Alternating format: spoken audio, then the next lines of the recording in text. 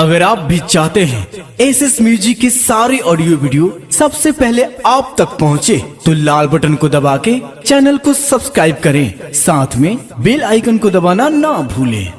Presented by SS Music.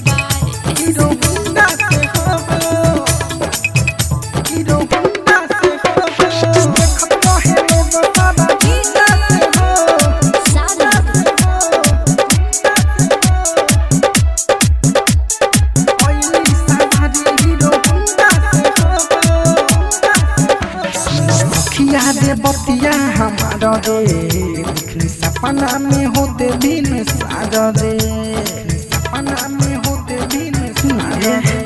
सखिया दे बतिया हमारा रे, सपना में होते दिन सारा रे। पेन्ही सड़िया उजड़े अइली बिना वाली घर, पेन्ही सड़िया उजड़े अइली बिना वाली घर। पानी पड़ गइली गुंडा से हो, देखत रहे लोग सादा झुंडा से हो। अइली सवारी हीरो हुंडा से हो, देखत रहे लोग सादा झुंडा से हो। अइली सवारी हीरो हुंडा से हो, अइली सवारी हीरो हुंडा से हो।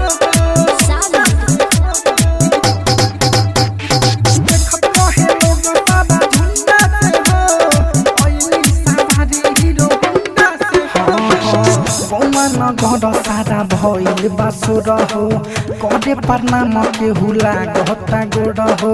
हंस सवारी कइल देली उछुड़ हो, हाथत रहे बाइक उन कर मोर हो, हाथत रहे बाइक जहे सरस्वती माँ।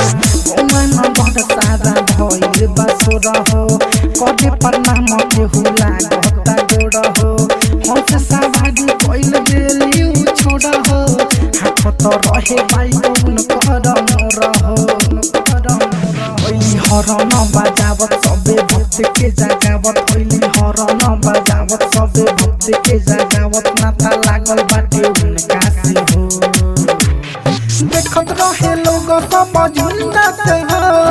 ओइली सवारी हीरो हुंडा से हो, देखत रहे लोग सब झुंडा से हो। ओइली सवारी हीरो हुंडा से हो, ओइली सवारी हीरो हुंडा से हो। देखत रहे लोग सादा झुंडा से हो, ओइली सवारी हीरो हुंडा से हो। औधे सयारे भूखल फलहारी, डीजे साबिर आ विनोद के दुआरी। बिना वाली के दिहले बगारी, गीत में किनके राइटर रतनेश पुजारी, गीत में किनके राइटर मैया हो। औधे सयारे भूखल फलहारी, डीजे साबिर आ विनोद के दुआरी। बिना वाली के दिहले बगारी, गीत में किनके राइटर रतनेश पुजारी। सखी सुर जाय जय बोले लागल जय जय, सखी सुर जाय जय बोले लागल जय जय। पूजा शुरू होई पंडा से हो, देखत रहे लोग सब झुंडा से हो। अइली सवारी हीरो हुंडा से हो, देखत रहे लोग सब झुंडा से हो। अइली सवारी हीरो हुंडा से हो। Recording studio red angel music Raxaul.